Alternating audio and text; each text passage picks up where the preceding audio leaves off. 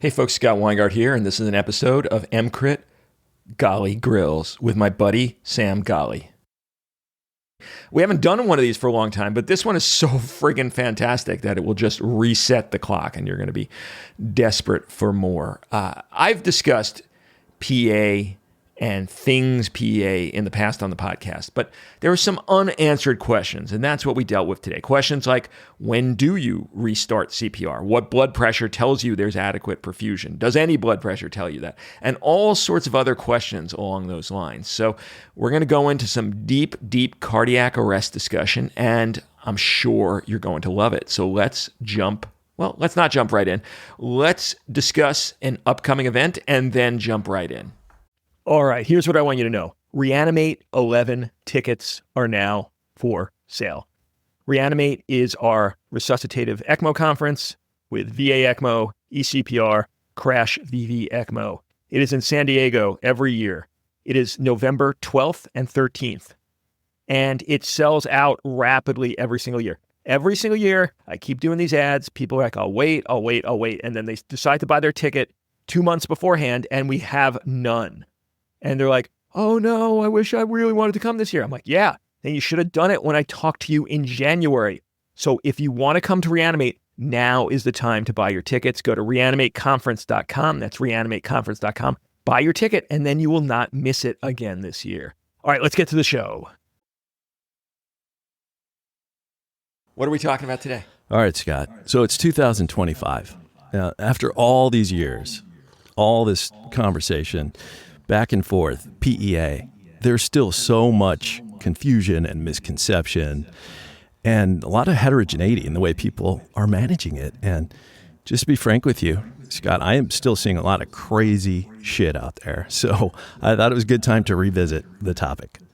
Yeah, and I don't blame people for that crazy shit because the guidelines lag behind the science, and then they also lag behind the places where there is no science, and now you just have to make an informed decision.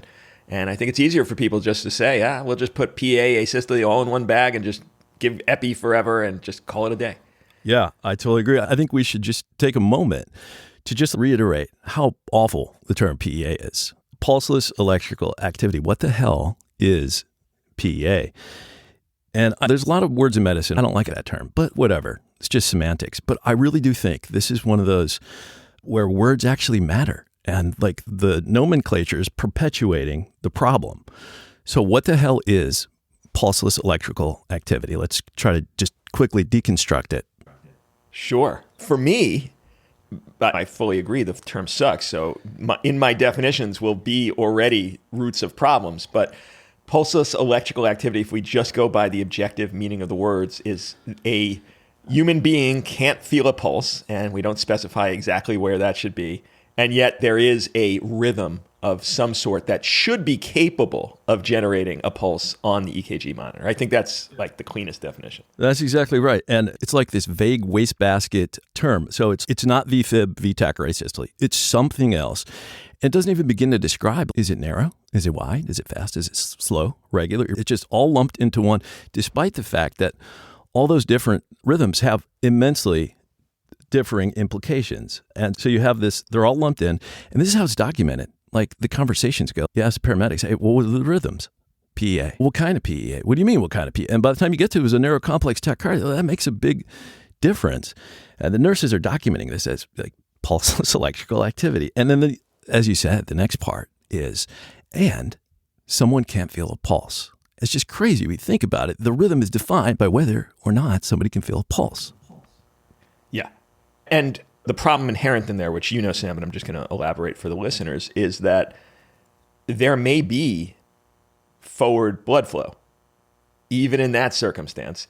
And there might even be forward blood flow with a decent blood pressure, and it's just whichever person is doing that pulse check just can't feel it very well, whether it's the place they're going is wrong or they're just not very good at pulse perception. And as a result, you could have a situation where a patient has, by many definitions, ROSC, and yet still will be deemed PEA, and the code will continue. Scott, this reminds me exactly of the STEMI versus occlusion MI paradigm. It's like you're defining the thing by a criteria, a tool that's not very good. Systemic criteria is not a very good one, not very sensitive, not very specific.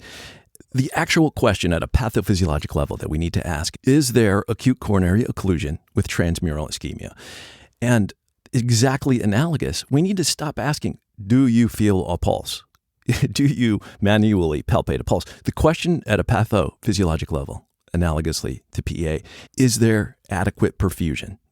Is there sufficient perfusion right now at the check, hold chest compressions to obviate the need for another round of CPR? There you go. That is the question we're going to be dealing with today, and you've elucidated that perfectly. Because not only do they not talk about the concept of that, but what they certainly don't give us, and yet we can't practice otherwise, is some real objective criteria for when we should and should not start CPR.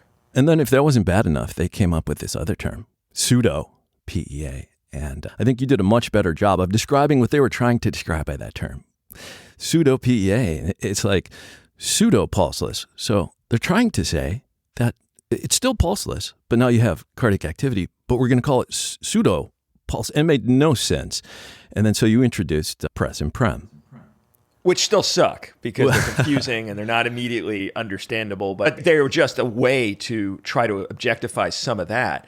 And so I think pseudo PEA really came to the fore when we had ultrasound. And now we could show that not only do they have an electrical rhythm on the monitor, but they actually are doing the motions of the heart that is probably generating some degree of forward blood flow. And now the person still can't feel a pulse. And that's pseudo PEA. I think that's super confusing. And so press and prem were simply, is there or is there not echocardiographic heart motion? And we're not talking about just little valve flutter. We're looking at a actual organized compression of that LV sufficient that there probably is some degree of forward blood flow. But we still haven't ascertained whether it is really significant and whether it's sufficient to say we can stop CPR at that point. That is exactly right. And press and prem, I think, elucidated what we're actually talking about. But we still have pulseless in there. And I think it's just time we just move away from that entirely and focus on the perfusion, which is the actual question. And I think there are three main scenarios under which people are operating in cardiac arrest in this entity. One, they don't have much. They have maybe end-tidal CO2. Maybe they have pulse ox, if you have a good waveform on that. It has some implications. The second, and this is the one that you're going to advocate and the one that you love, and I totally agree, popping an A-line. And man, now you look up and you have actual numbers. And we'll talk about those numbers. And the third is they don't have an A-line, but they have ultrasound. People are using ultrasound in all kind of different ways. And they're mixing ultrasound with pulse palpation. And so I think by far and away, that is going to be the most common scenario under which practitioners are operating around the world, definitely in the United States.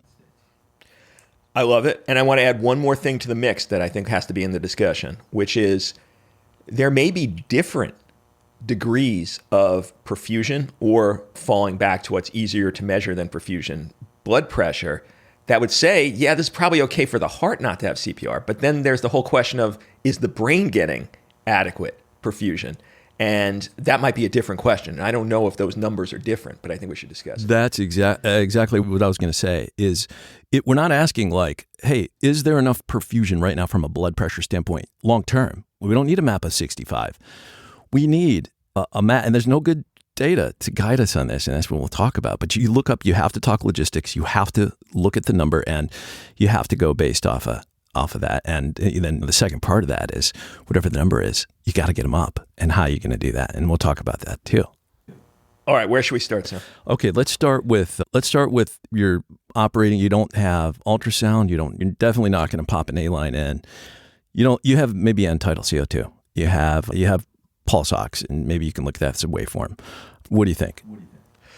I'll tell you what I've seen done, and I think is standard care, and then we could debate whether that's good or not. I think it's not, is they will typically say, I feel pulse, whether that's a true pulse or not, and then they will say, okay, stop CPR, let's get a blood pressure, and then they'll fumble maybe with the automatic cuff, and then they'll Yeah, it's devastating to watch. And then they'll, maybe if there's still one around, they'll get a manual cuff. And this, as this is going on, they don't know whether the situation's continuing. Rarely do they keep a hand on whatever imaginary pulse they may be feeling.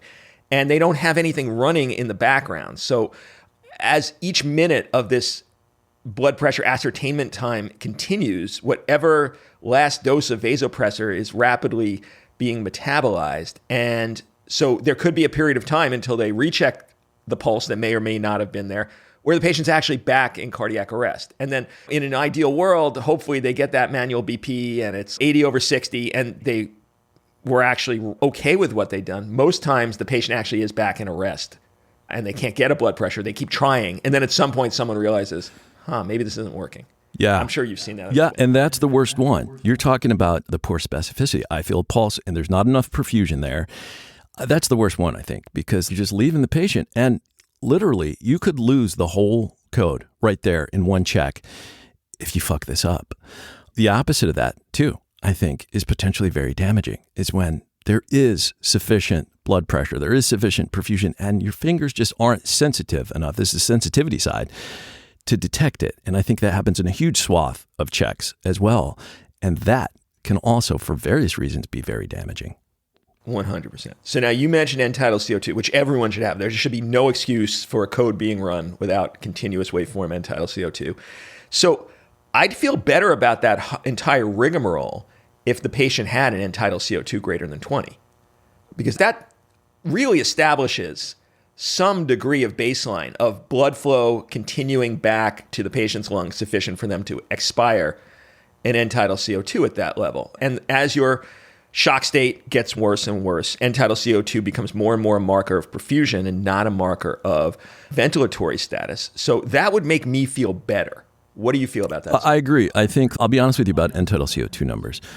I don't put a ton of stock into them anymore. I used to, but I do think they're very helpful at the extreme. So yeah, if you're less than 20, you probably shouldn't be declaring that you have adequate perfusion now. And invariably, you get these numbers like 20, 25, 30, all the numbers in between. And if it's really high, that's the other extreme. But all these in between numbers, I'm not sure I put a whole lot of stock into the actual number.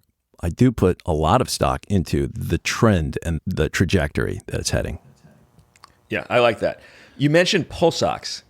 That's an interesting one. I don't have any data on this. Yeah. But it would make me feel better if they had a nice waveform. Like the number is less relevant to me. If they're 88 or 92, that's not what I'm looking for. If they have a good pulse ox waveform, that means they're getting perfusion all the way down to their fingertip. That's a pretty high bar of perfusion to get a good pulse ox waveform.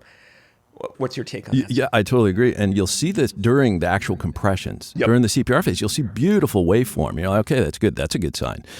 Yeah, you must be perfusing pretty well. The number, I don't even know what the number means, to be honest with you. I don't know how to correlate the number, like it says 100%. I'm not sure what that means. But yeah, if you stop CPR, hold compressions, and you still have beautiful waveform, I think that is very strongly suggestive that you got some decent perfusion going on right now. Yeah, I'd say the specificity of that is fantastic. The absence of that, I wouldn't necessarily say you don't, because again, it's their fingertips. They've had a boatload of epinephrine. And so the absence of a pulse ox waveform, I don't think tells you much about a lack of perfusion, but the presence of it is fantastic. I couldn't agree with you more. All right. So that's the situation where people don't have any form of advanced monitoring. I don't think that situation should exist either, because again, just like you have an end-tidal CO2, there should be an ultrasound available in every emergency department seeing cardiac arrest. I don't think you can run an arrest the way you should be without an ultrasound machine. I don't know, man. I can't speak for everyone around the world, but oh, fair. Okay. You know. Yes, I'm being very ethnocentric. Anyone in a non-ELMIC country should have an ultrasound.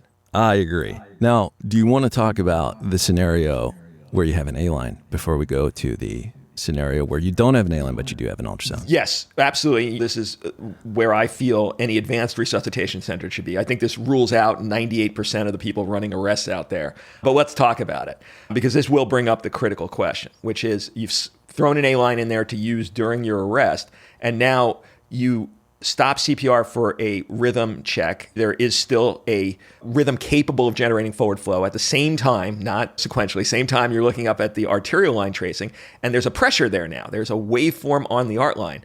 And the question is, and I'll give you some answer, but I don't think there's a good answer. So I'm curious to hear your opinion as well. Maybe we'll get consensus. What number would say you don't need to go back to CPR? Now, I've traditionally said I want to see a diastolic blood pressure greater than 40. And the literature, and there's not great literature on this, one of the studies I'm sure we'll speak about that was correlating Doppler to an arterial pressure that would be sufficient to stop. They use 60 systolic. And I've seen other papers as well. Our buddy Felipe Turan did one in pigs. They used systolic of 60. It seems like there's some degree of consensus in the literature. Systolic blood pressure of 60 is that magic number. But like I said, my diastolic blood pressure of 40 usually correlates with that if you think about it. If you have 40, 40, and 60, you get a map of around 44 or 45 if my math is right, which is right in that sweet spot of their systolic of 60, I think usually gets you right around that diastolic of 40. What is your number, Sam? Yeah, so I've heard that number a lot, and that's exactly the number they used in the study. I'm sure we'll talk about, but 60 millimeters of mercury, I think that's very reasonable. If you're 60 over 30, your map's 40. Now, 40 of a map, that sounds low. There's no good data here to guide us. If you're 70 over 40, your map's 50. I think that's a reasonable spot to say, hey, we don't need to do CPR right now. But the important question now is, what the hell are you going to do with that? And if you're not aggressive in getting it up there, then, man, your numbers should probably be higher. Hey, folks, but we're not getting right to the show because you're listening to the free foam feed of EMCrit rather than the members-only feed. Now, I'll put you out of your suspense. This is a full episode. You're not going to be cut off. Don't get upset that you're hearing this and now 8 minutes from now, you're going to be listening, super excited by what you're learning, and then all of a sudden, and no more episode. You never want to hear that sound again. You're not going to hear it in this one, but you're going to hear it in a bunch of others because you're not a member. And membership is so cheap and so beneficial to the care that you could provide your critically ill patients in the ED or ICU that it's just crazy that you're still hearing this message. So go to emcrit.org/join, become a member, do it before the end of the year. You could write it off on your taxes. You could use your CME funds. And then all of a sudden you get all of the stuff that is not available in the free feed, and you never have to hear this message again. Please consider joining, and thank you for listening. Then these numbers. Yeah, I'm a big advocate, and I hope the AHA and ILCOR come around to this, of running vasopressors in the background throughout the code. And because with the situation you just desperately want to avoid is a patient who has a real pulse, has a real blood pressure, has end tidal and all of that. And then you're like, oh, but it's a little bit low, right? The systolic is 60. That's okay to stop CPR for a second, but I'm not going to live there, just as you said, Sam. Get some norepinephrine. And then there's a period of time where that patient's getting nothing. And they often regress back to arrest. The systolic slips down, the coronary perfusion goes down, and that's it. And if I was in that situation, I certainly would be giving small boluses of epi to temporize, but oftentimes people don't do that. But I just avoid the situation entirely. I have norepi running at 50 throughout the entire arrest so that when they do get ROSC and they metabolize some of their epi, there's still something there as a backbone to maintain those pressures. Sam, what's your take on this? What are you doing? I agree. I think having epi or norepi running at 50 is a beautiful idea. You just have that running in the background. I think sometimes you still have to rescue these patients. And there's a lot of like subconscious data points that we're using. There's this gestalt, there's this baking bread element to it. And you get a feel for it. And sometimes you still have to rescue them, even that drip. And a lot of people are not going to have the drip up. But even if you do have the drip up, and I refer to this as rescue push dose, you got to use big doses. You got to know these numbers like the back of your hand, and you got to do it. You can't ask somebody to do it. I think you got to push. Sometimes you push 50, you just push 50, or you push 100. Sometimes you have to push more than that. And I do think this is also just a beautiful time, a beautiful case use for, you just did a thing on vaso, push dose vaso. And curious your thoughts on that. Yeah, I don't know what to do with that. I'd like to see some data on that because I think it's interesting and I might do it in my own practice, but I don't want to give a broad-based recommendation of that until we have more evidence emerging. What is somewhat reassuring is when I actually sat down with Carrie Sims to talk about her study, the question I had burning in my mind is, were you giving this peripherally?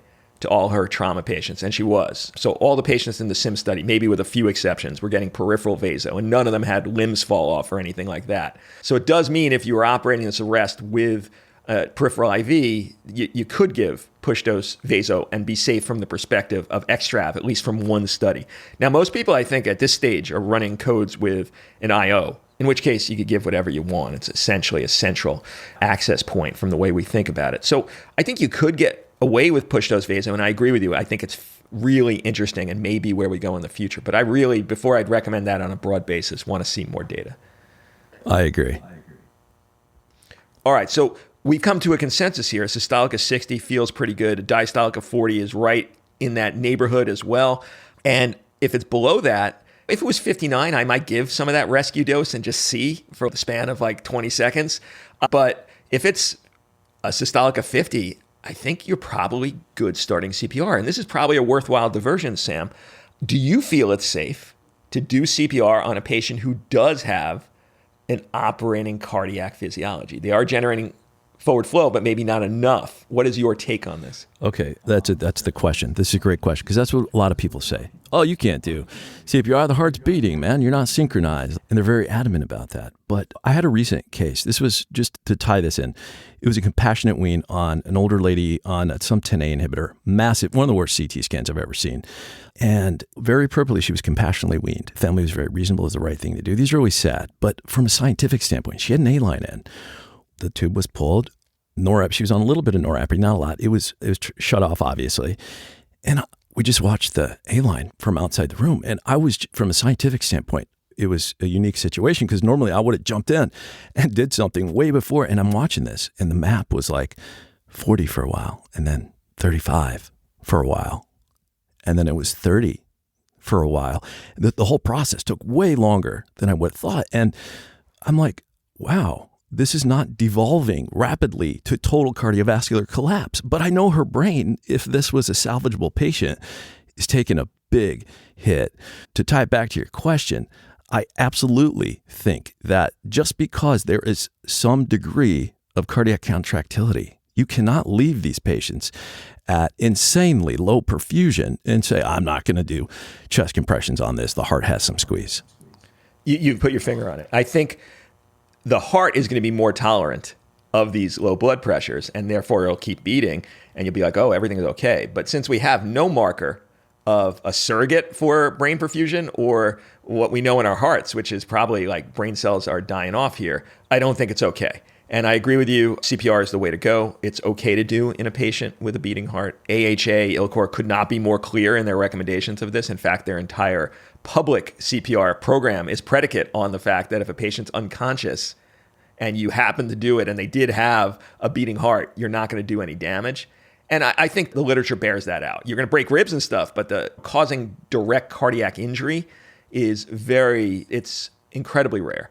And then I think the more interesting question for I think how coach should operate, Sam, is there is no reason. It would be the easiest thing in the world for these manufacturers to build in a synchronization mechanism to a mechanical CPR device and actually be able to augment the patient's flow, very similar to bagging a patient at the right point in their respiratory cycle. So they're inhaling and you're just augmenting rather than fighting them. It would be very easy for them to do that. And in fact, in the experimental world, it's already been done. And they talk about which stage of cardiac cycle is better to synchronize for, diastole or systole, et cetera. It seems to be systole. Just adding EKG leads to whatever mechanical CPR device would allow this to happen. And I think that would be good. And in fact, I might have even less threshold to augment with compressions if it was synchronized. Yes, what's your take? Exactly. I exactly agree with that. And I think this is a perfect segue. Now, the scenario where, okay, you got an ultrasound machine. You're not going to have an A-line in, and that's just the reality for most, I would say, the overwhelming majority of practitioners. So you have end tidal, you have the pulse ox waveform that you can look at, but you have an ultrasound machine, and people are using the machine. They're using ultrasound in cardiac arrest in all kinds of different ways.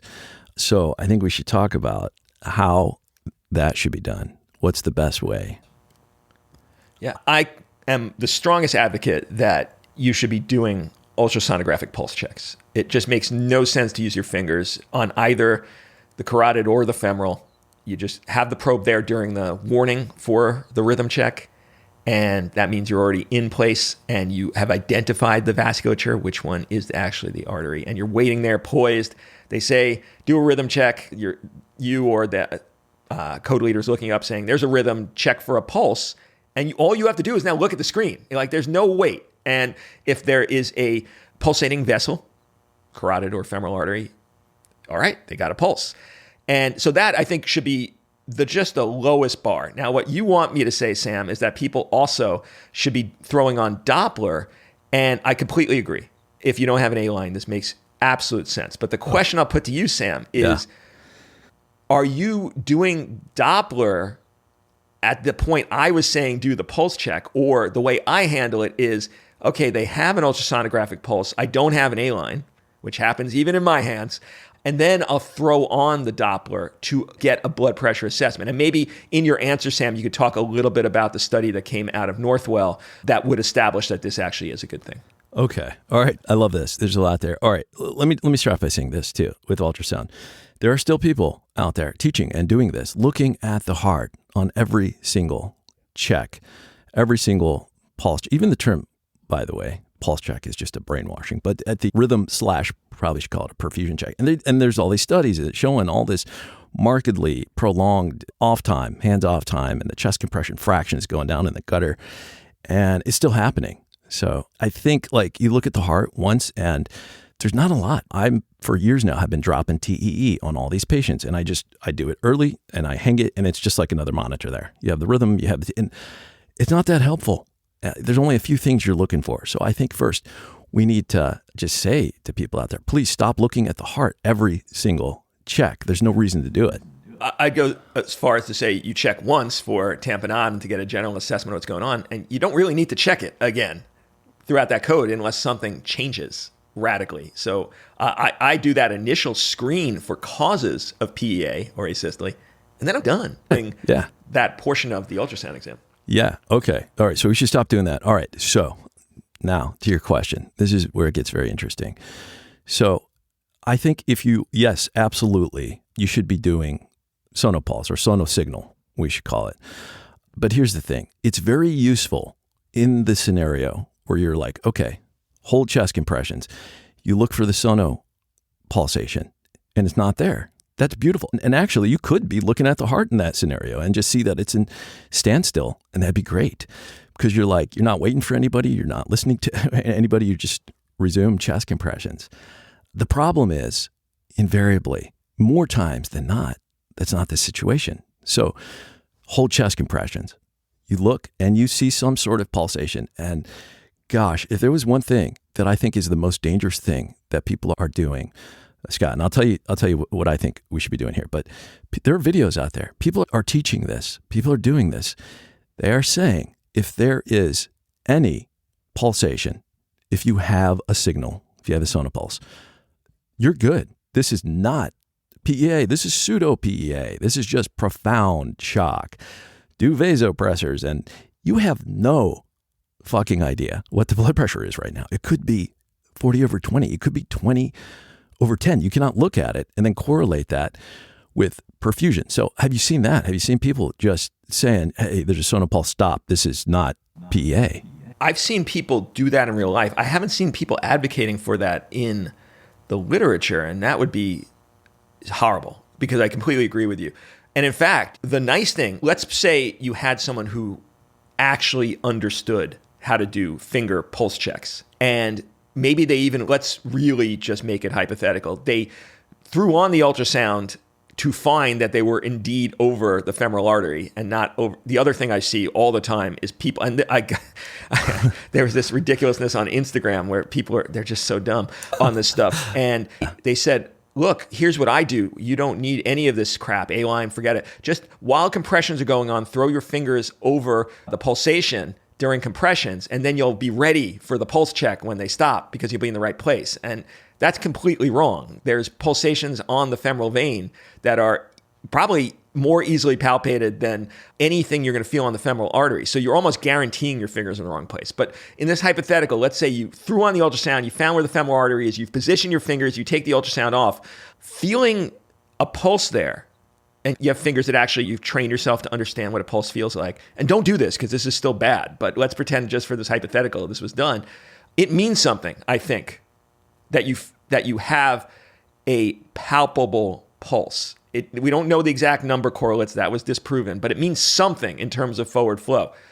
It means nothing if you see a sonographic pulse, except that the heart is beating, because that will detect such low blood pressures that it should be, and I think this is what you were getting at, Sam, it's completely useless as a marker of adequate blood pressure or perfusion. It just means, like you said, the old term of pseudo PEA is going on. Exactly. It's a bar you crossed. You now know that they're not in true PEA.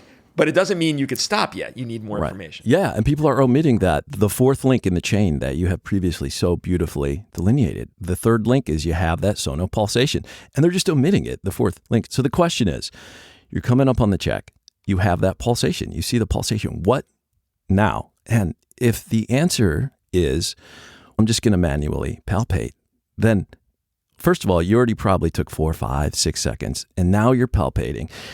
And at the end of the day, you're still right back to all the inherent problems with poor sensitivity and specificity of manual palpation. And I get it. Some people, like, I'm sure you are like way better at pulse palpation than other people. But if that's what's being done, I don't think that is the best way. And so you talked about the paper. This is what I'm going to advocate. Like, I don't think this is the be all end all, but this paper, this is from your neighbors at Northwell. This was in 2022. And yeah, man, this was a big undertaking. Like, I got to commend these authors because this is exactly what I want to see. Everything else on sonopulsation in the past has been like the patients were awake and how fast can you see that there's a pulsation? Or the gold standard is manual palpation. They popped an A-line and all these patients, that was an inclusion criteria. So they have A-line at the FEM and they're doing Doppler.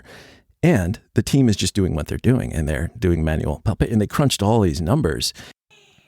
I'm just jumping in here. This paper was amazing. This was by Allison Cohn et al., came out of Northwell Hospital, published in the journal Resuscitation in 2022. And what they did is they compared peak systolic on Doppler ultrasound with the arterial lines that were placed. And if you had a peak systolic velocity greater than 20, then it had an excellent correlation with a systolic blood pressure greater than 60. You could find the actual paper in the show notes, read it, decide if you agree, but this is the best thing we have out there. And this, if you're not going to be placing art lines, is something you should learn to do. And so I think what you should be doing, I don't think at this point you should, if you're going to use Sonopulse, you're already there. So just do it immediately. Like you already have it. The cursor is over the artery. And as soon as chest compression stop, you just hit the button. It's really not that hard.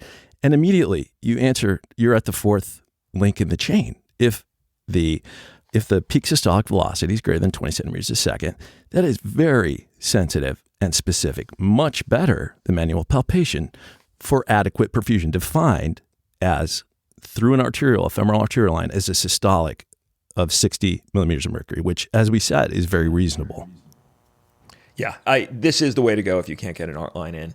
And look, I'm always leery of these Doppler things. This study was done by a team of ultrasonographic providers. This is not by Joe Schmo. But that being said, peak velocity is, I think, a very reproducible number versus things that require tracing of waveforms to get areas and all of that, where I'm really less confident that the Joe Schmo is going to be able to do it. But a peak is easy. You just find the top. And so that made me feel a bit better about this. Yeah, and I would say, I think they smartly did this. They made it reproducible. They made it pretty simple. You're in short axis. Okay, first of all, you're not in long axis, which easily I could see people confusing the artery and the vein in long axis. You're in short axis. You're at 90 degrees. You don't mess with the gate. You don't mess with the angle. You don't mess with the steering. You're not really messing with anything. The only thing you might have to do is the scale. Other than that, you're putting the cursor in the middle of the circle and you're hitting a button. Like, part of me is, yeah, I guess that's too hard for people. But if you're already doing sonopulsation, the other part of me is, give me a monkey and 20 minutes. And I think I could show him how to do this. By the way, I should mention this.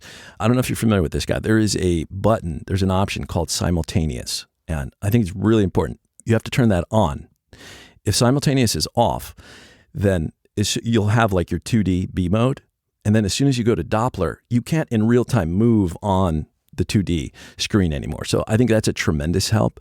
But other than that, oh man, I really just don't think this is that complicated.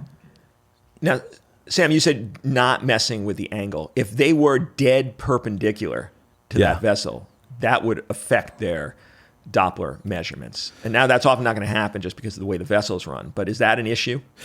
So we had discussed this during the actual podcast recording, but then Sam actually did a very EMCrit move and actually spoke to the authors about that exact question. So I'll patch in that audio now.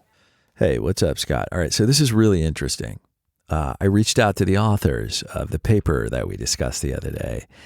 And at some point when we were recording, I was talking about how they didn't mess with any of the settings on the machine. They didn't mess with the gate or the gate angle. And then you asked me about the actual angle of the probe to the human, essentially the angle of incination. And it's very interesting because their protocol says they went 90 degrees to the skin and they obtained the vessels in short axis. They identified the artery, put the cursor in the middle of the artery. That's their protocol. And I think your question was, what if you're exactly 90? Could that be a problem? Because theoretically, if you are exactly 90, like you shouldn't get any Doppler shift at all. And then you postulated, which I think is true, that that's really almost never going to happen just because the artery anatomically almost never runs exactly parallel to the human in the body. And I've always found like you have to tilt just a little bit just to get a good arterial tracing. So I reached out to them to talk to them about this and like to find out like what exactly did they do. Initially, they were like, yeah, I mean, it definitely is a theoretical problem that you're exactly 90 and that could be an issue. But looking at our data, that very rarely ever happened. Okay. So then I pressed them a little bit more. I kind of Ghali grilled them a little bit. I was like, okay, what exactly did you guys do with the probe? Like, did you tilt the probe at all? Because I feel like you got to tilt just a little bit. And they were like, yeah, just slightly cephalad. Okay. So I think you know what we're talking about here, Scott. So like if you're exactly perpendicular, then you just kind of drop your hand a little bit. And it's interesting because there's nothing out there in the literature on this in short axis, because it's never done in short axis. Typically you would go to long axis and you would align the gate with the artery and you're trying to get the most accurate flow in those scenarios. But they're not trying to do that here. They're trying to do something quick and easy and reproducible in the midst of a cardiac arrest. So it makes total sense. And short axis over long axis makes so much more sense here. But it was interesting. And, then I pressed him a little more and was asking, like, do you think this was a source of inconsistency? And, if somebody was tilting a little more. And they seemed to say that they felt it was pretty consistent, but they did mention, then they started postulating, like, there were 12 checks where the systolic blood pressure registered on the arterial line greater than 60 millimeters of mercury, yet they registered on the Doppler less than 20 centimeters a second. So essentially it was a false negative. And they were like, yeah, we wonder if maybe this was a problem, the source of the false negatives in those cases. But it was interesting. At the end of the day, they do tilt just a little bit. And it's definitely true. Like if you over tilt, like if you tilt to where the probe's almost flat, then you're definitely going to get higher numbers. But it doesn't sound like that happened. So it does still sound like it was pretty reproducible and pretty consistent. But just a little wrinkle thought I'd share with you that you'd never really know if you just read the paper. Then Sam sent me this last little piece of audio that I'm just patching in here. For 58 checks, there were nothing on the A line, complete flat line out of 213 checks. 58 complete flat line on the A line. And 5 out of those 58, somebody on the team said, I feel a pulse. And, like if you can have a complete flat line on the A line and somebody still feels a pulse almost 10% of the time, then just imagine all the shades of gray in between. And that's why the specificity of manual palpation is so bad. But The other thing I wanted to mention, nobody really talks about this, but there's never a designated pulse palpator. Like nobody ever says you are the pulse palpator. What usually happens is very typical is you get the 30-second warning, the defibrillator's charged, you're headed into that check and hold CPR. And you look up and there's some sort of rhythm. And what typically happens is somebody's like, okay, there's a rhythm. Does anyone feel a pulse? And you might have 4 pulse palpators, like 2 on the neck and 2 on the groin. And like, what do you do if somebody on the film's like, oh, I feel pulse, and somebody in the carotide's like, I don't feel a pulse. Like, what do you do from there? It's a problem. It's chaotic disarray. And I just think it's another advantage. It's another beautiful thing about doing Doppler is it eliminates that problem entirely. All right. What else have we not hit that we should discuss? I don't know, man. That was some good stuff. I think we should just real quick ask this question and just answer it. What is the problem with at the check not being sensitive enough and not detecting that there is adequate perfusion and then, doing CPR? We mentioned the chest compressions are not synced. Okay, that's not a deal breaker. But you're probably also obstructing the aortic outflow tract unless you have a TE in. So that's another problem with having a patient that has perfusion and you're not detecting it. And then there's blunt trauma to the heart. You're causing myocardial stunning. You're literally smashing the heart on every chest compression. And then you mentioned rib fractures, sternal fractures, pneumothoraces. But I think one of the most damaging things out of this whole insensitivity to detect perfusion is for a lot of people, that's also going to mean a whole nother push of 1,000 micrograms. I like to say in terms of micrograms because it's relative.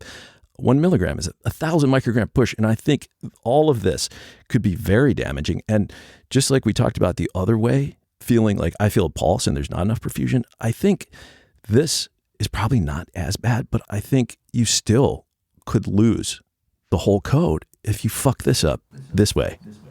That last point was the point I was going to make. I couldn't agree more. Giving a patient 100-fold physiologic dose epi when they have a pulse. We've seen the sequelae of that. We've seen misdosing of things like push dose epi or anaphylaxis dose epi. And it's incredibly traumatic to the point of VTAC induction, to the point of complete shutdown of afterload. Yeah, so I think that would be the CPR doesn't scare me as much. The push of another 1,000 micrograms epi when they have a pulse would not be good at all for this patient's capability of maintaining it. Totally agree. The only last thing that I'll say, Scott, regardless of whether you're putting in A-lines during the actual arrest, man, you have the capability. As soon as you got the patient back or you think you got a patient back, your next move, I feel very strongly, it is invaluable. You got to get that A-line in. You can't manage this. We talked about how hard it is, even with the A-line in. What numbers are you shooting for? You just can't do it. This is where the patient is the most vulnerable to rearresting or just sitting there with no perfusion to their brain. It's like the fog of war. And you need, until the dust settles, you got to get that A-line in. And the last thing that I will say is there's a lot of nihilism, I think, in cardiac arrest, at least a propensity towards it. Man, these patients have such a slim survival rate. And then on top of that, they have such a slim chance, neurologically intact survival. So there's a tendency to have this nihilism. God, does anything I do really matter? And there's an element of self-fulfilling prophecy in that. And I think in the right patient, you do all the little things, all the right things, all the things that we talked about in this conversation. And it'll make all the difference in the world. Literally, the difference between life and death, literally in the right patient, between whether or not they walk out of the hospital. I couldn't agree more. It's totally a self-fulfilling prophecy. And I think the advocates of this nihilism in cardiac arrest are lumping in arrests that should not be aggressively run in the first place. And then they're like, here, look at the numbers. There's only a 5% neurologically intact survival. And it's just, why don't you stop doing aggressive resuscitation in patients who are 95 with end-stage dementia And then you'll see a very different picture emerges. I'm not saying like it's going to be an 80% chance every patient with an arrest works out neurologically intact. But when you strip out the arrest that should not have been aggressive in the first place, whether you're doing them or not is not what I'm talking about. I'm talking about let's make our cohort numbers the patients who are viable just by looking at their life status before the arrest. And the numbers get better. If you show me a 50-year-old with PEA that you're being nihilistic about, then you're missing the boat. That's crazy talk. That is all exactly right. And I couldn't have said it better myself. All right, man. This was a great pleasure. Too much fun. That was a good grilling. I feel elated rather than beaten down by that grilling. So this was a successful episode. So much fun. Always good to talk with you, Scott. I will see you next time on Ghali Grills. All right. Take care, brother. All right.